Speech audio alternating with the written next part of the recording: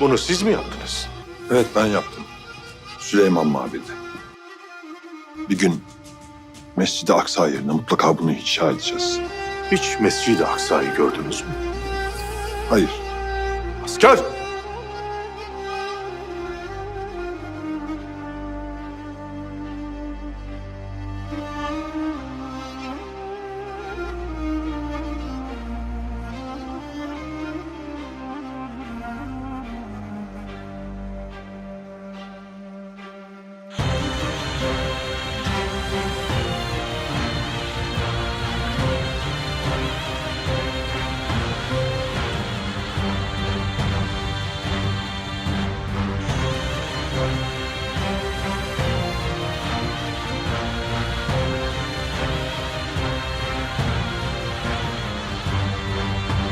Mescid-i Aksa.